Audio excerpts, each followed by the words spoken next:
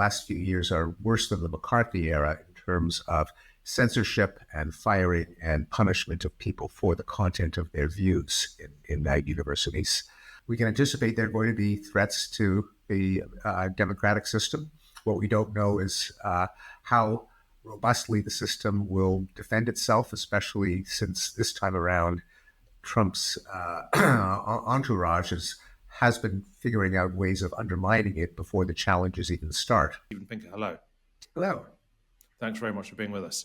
Stephen, you join us a few days after a second apparent assassination attempt on Donald Trump. Do you expect that to have any impact on the election? I suspect not. It was not as dramatic as the previous assassination attempt, and that didn't really move the needle all that much. It looked like it might have, but the debate between Harris and Trump so dominated people's attention that they forgot about the assassination attempt. And the image of him standing up, raising his fist, and going to define the assassin, I don't think converted the crucial, undecided sliver of American voters who will determine the outcome of the election. What do you make of the claims by J.D. Vance and others that the Democrats and the wider left bear some responsibility for these attempts because of the manner in which they discuss Donald Trump? I think politicians say that, but of course, we're in a nation of 330 million people with some large percentage of kooks and psychotics. Neither party deserves blame for the action of some lone actor who may or may not take some kind of loose inspiration for what they say. And in the case of this would-be assassin, he had been nursing grievances of anger and psychotic delusions for quite some time. How likely do you think it is that we will see a second Trump presidency? Well, the best estimate I can come up with is one from a prediction aggregation site, Metaculus, which puts last time I checked, day before yesterday, put the chances at 0.45, 45%. Right. Okay. So that's not unlikely. And I mean, look, a lot of people sort of catastrophize about the prospect of a second Trump presidency. Do you see it as representing an existential crisis for America? Well, existential is a pretty extreme word, so I wouldn't put it as existential. But I think we can anticipate there are going to be threats to the democratic system. What we don't know is how robustly the system will defend itself, especially since this time around Trump's entourage has been figuring out ways of undermining it before the challenges even start. Whereas the last time, such as in the January 6th challenges to the outcome of the election, the system that had already been in place was pretty robust in defending the procedures. Now they're actually actively trying to undermine the judicial system and the executive safeguards against this kind of abuse. Yeah, and again, I guess in sort of the opposite way, do the Democrats bear any responsibility for the fact that Trump is, I wouldn't say performing so strongly, but it's so possible that he could win in terms of both in terms of the manner in which they supported Joe Biden right down to the line, and the manner in which they've just sort of failed to muscle up and properly combat the kind of rhetoric coming out of Trump? Yes, well, I think they did make errors, especially during the in 2020 and 2021, when after the killing of George Floyd and the outbreak of riots in many American cities, they sent out vibes that they're sympathetic to the violent demonstrators and hostile to the police. They've walked back from that line, but we're seen, I think, as dangerously close to the defund the police movement. I think on the in terms of immigration, regardless of the arguments for legal immigration, by just not coming down on the side of legality, enforcing the law, and making it seem like they were sympathetic to lawlessness, they lost some emotional support. So I think there have been tactical errors. They haven't distanced themselves enough from some of the more extreme positions of the identitarian or kind of woke movement, like transgender inmates in female prisons. even though their actual positions are not that radical. But just in terms of the symbolism, in terms of the vibes, they haven't made it clear enough that they're the party of sanity, which is a big comparative advantage because they got a lot of traction by just calling Trump and Vance weird, and they are weird. Yeah, no, sure. I mean, I guess in similar terms, a lot of your work has looked at the psychology behind conspiracy theories, behind people following conspiracy theories and cleaving towards conspiracy theories. With so much of American politics now seeming to revolve around theories, largely from the Republicans, but not entirely, what's gone wrong there? How's that happened?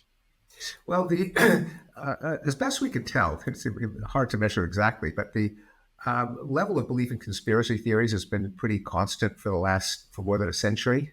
That is, using studies of, say, letters to the editor of major newspapers. And so it's always there. I think there's a large number of people who, when it comes to big social, political, historical forces outside their immediate experience, they're not so grounded in best estimates of the truth from the most trusted institutions. It's whatever makes our side look good and the other side look evil that tends to win people's hearts. The idea that you should base your belief on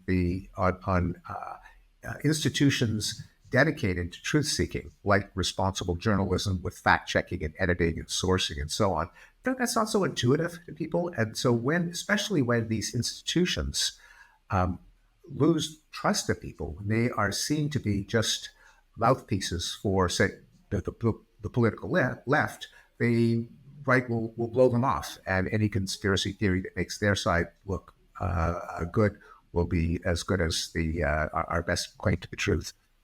Yeah, I mean, something that I always find seems almost paradoxical here is there's an instinct that whatever side of politics one is on at any given time, to assume that when the other side goes mad, that must confer an advantage upon you by not being mad. That doesn't seem to be the case at all. When the other side goes mad, they become harder to reach and they become hardened in their views. That can happen, although historically in the United States, it also can happen that there's a longing for sanity and calm and normalcy after periods of great disruption. In the United States in the early 1920s, the boring President Warren Harding was elected partly because he promised no more shenanigans. I mean, there were some shenanigans under his presidency, but of a different kind. So that can be taken only so far. There is also a desire for normalcy. Do you think that the Democrats should be running pretty strongly on a "we are the normal ones" platform? I mean, will that win people over, or will that just further entrench people? I suspect that it is. I'm not a political strategist. I don't have much polling data or focus groups data at my fingertips, but I suspect that it is a successful strategy, particularly since there are the entrenched supporters on either side, and that's not where the messaging should be directed because they have made their minds up. It's clear where they're going to vote. It really is the sliver of undecided people in the middle. Yeah, no, fair enough. Look, you're one of the leading defenders of academic freedom in the world, really. Last year, you founded the Council on Academic Freedom at Harvard. Tell me a bit about why you felt that was needed, and what you think's gone wrong in academia, that things like that are needed.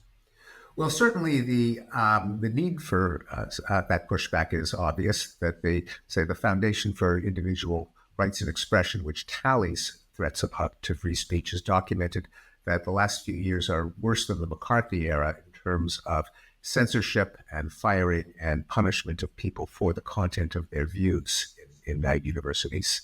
There are a lot of forces that the universities are unlikely to correct themselves.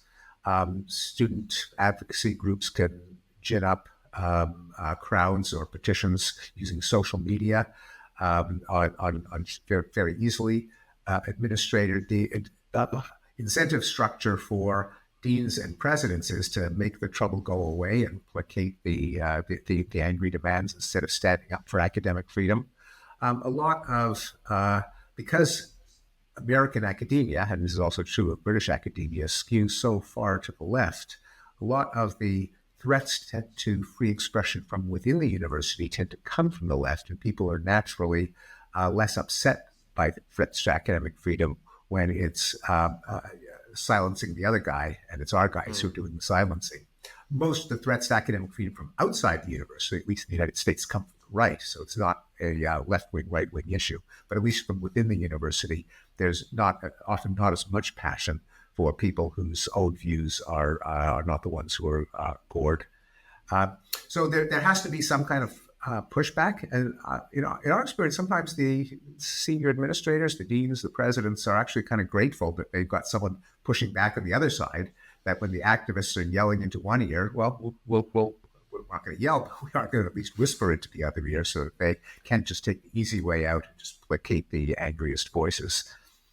Do you think within academia, the angriest voices, like, I don't know, are they always getting what they want? Like when they are curbing debate, when they're leading to sackings, I sometimes wonder if that's really what they're advocating for, or if they're just making a fuss and they're being taken more seriously than even they take themselves. Oh, they are. No, they are very often getting what they want. People, articles are retracted from journals. People are fired, including tenured professors. Universities often cave in to demands that they investigate their investment portfolio. There are effects that can't easily be measured in terms of actual firings, namely how many people self-censor because they know they could be next. Yeah, sure. And there's a large number of people, especially students, say that they do self-censor. Sure. Well, I'm sure academics and indeed journalists, I'm sure, do this constantly. What is the answer? Is the answer here one of sort of a legislation of laws that force universities to defend academics of the sort that we've been discussing recently in Britain? I'll come on to that in a minute. Or is it one of cultural change? Is it basically, do you need to make an argument, or do you need to create new laws? Yeah, that's right. Well, at least the situation is different on either side of the Atlantic. In the United States, we have the First Amendment that protects all of the speech of the public universities. The private universities aren't legally bound by the First Amendment, but a lot of them, including my own employer, Harvard, actually have stated that their policy is to adhere to the First Amendment, even though it doesn't literally apply. And that is a tool, you might even say a weapon, that can already pressure universities into following laws that are already on the books. There is in the case of politicians trying to intervene, there is the danger that could just politicize academic conversation from the other direction. That is, force the firing of people, on the left. On the other hand, it is, since the taxpayers are paying for public universities in the United States, and so I guess all universities in Britain, it isn't unreasonable to think there should be some oversight from representatives of the people who are footing the bill.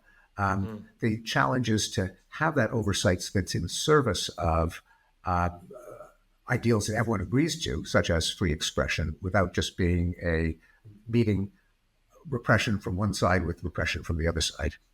Yeah, sure. Look, here in the UK, as I mentioned, the Labour government recently scrapped the Higher Education Freedom of Speech Act, which required universities and student unions to take reasonable steps to promote free speech or face sanctions by regulators, including possible fines. The government said it wasn't fit for purpose and risked imposing heavy fines on institutions. Although critics say without that, you do end up with people who are perhaps going against what would appear to be the grain in a lot of academic institutions. Jewish students, supporters of Israel, critics of gender ideology, does continue to put them at risk. Firstly, I guess, what is your... How would you react to the scrapping of those? Well, how would you react, first of all, to the existence of those laws and then to the scrapping of them? So I think a law like that, I don't know enough of the details, and it's possible that there are flaws in the schedule of penalties. But putting aside the technicalities, so maybe it's flawed. I want to extend on that. I think it's generally a good idea that because it is not partisan, that you're allowed to express an opinion. And the crucial thing is that it's not that this is to preserve some sort of perquisites or privileges of professors. The ideal of academic freedom is just that universities do the job that society funds them to do and licenses them to do. And we try to figure out the way the world works and what ideas follow from what other ideas. And you can't do that if you're shutting up people who disagree with a consensus or even a minority views being imposed. That is, no one's infallible, no one is omniscient. The only way we manage to discover anything about anything is we have arguments, we debate things. Someone proposes an idea, someone else says what's wrong with it, and then the collective, by winnowing out the bad ideas and keeping the good ideas, kind of blunders its way toward the truth. If you disable that by making it impossible to voice an opinion, then the whole institution can't do what it's being paid to do, namely to try to find out what's true. Does it surprise or alarm or indeed depress you to, at this stage in your life and this stage in your career, be having these sorts of arguments that a lot of people felt were done and dusted a generation ago or more? Yes. Yeah, I do. It is kind of depressing. The Foundation for Individual Rights and Expression in the United States, on their advisory board, their motto for a while was trying to go out of business for 40 years. And I would love it if the Council on Academic Freedom at Harvard went out of business. Unfortunately, will be around for quite some time. Do you think is the United States, in terms of speech, is it still the freest country in the world? Could we still say that, or is that no longer true? I think that, from what I can tell, that is true. I haven't seen a country by country comparison with a quantitative tally of incidents. But the First Amendment, as it's been interpreted by the courts, is pretty expansive. So in the United States, hate speech is constitutionally protected. Not all speech is constitutionally protected. So extortion, bribery, sexual harassment, incitement to imminent lawless activity are protected by the First Amendment. But compared to other Western democracies, a huge range of speech is protected. Sure. Okay. And look, before I let you go, you recently published an op-ed titled "A 5-Point Plan to Save Harvard from Itself." How's the battle to save Harvard from itself going? It's creeping along. The university has adopted a position of institutional neutrality, so no longer will the university actually be taking political positions, which puts the students and faculty who disagree with that position kind of under the official disapproval of their own employer. The Faculty of Arts and Sciences has stopped demanding so-called diversity statements from job applicants, which de facto were kind of a way of filtering out anyone that doesn't have pretty hard left opinions. And at least the noises, the statements, the emotions coming out of the senior leadership are endorsing the ideal of academic freedom. And a number of initiatives have been set up to try to get people to express views in a civil atmosphere. So there is definitely progress. No, that's good to hear. Steven Pinker, thank you very much indeed. Thanks for having me.